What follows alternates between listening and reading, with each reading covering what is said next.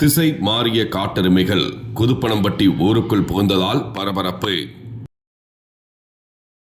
திண்டுக்கல் மாவட்டம் எரியோடு அருகே குதுப்பனம்பட்டியில் இன்று காலை முதல் 3 காட்டெருமைகள் உலா வந்தன. இதுகுறித்து அந்த பகுதியைச் சேர்ந்த பொதுமக்கள் அயலூர் வனச்சரக அலுவலகத்திற்கு தகவல் தெரிவித்தனர். தகவலின் பெயரில் சம்பவ இடத்திற்கு வந்த வனத்துறை ஊழியர்கள் காட்டெருமையை வனப்பகுதிக்குள் விரட்டும் முயற்சியில் ஈடுபட்டு வருகின்றனர். திசை மாறி வந்த காட்டெருமைகள் எங்கு செல்வது என்று தெரியாமல் குதுப்பனம்பட்டி, எலப்பாரப்பட்டி போன்ற பகுதிகளில் குடியிருப்பு பகுதிகளில் மிரண்டு ஓடுவதால் குடியிருப்பு வாசிகள், வாகன ஓட்டிகள் அச்சத்தில் உள்ளனர். இதுகுறித்து அந்த பகுதியைச் சேர்ந்த பொதுமக்கள் கூறுகையில், கடந்த 3 நாட்களாக இந்த பகுதிகளில் இந்த 3 காட்டெருமைகளும் முகாமிட்டு வந்ததாக தெரிவிக்கின்றனர். வனத்துறை ஊழியர்கள் கூறுகையில், மலைப்பட்டி வனத்தை ஒட்டியுள்ள பகுதிக்குள் காட்டெருமைகளை விரட்டிச் செல்வதாக தெரிவித்தனர்.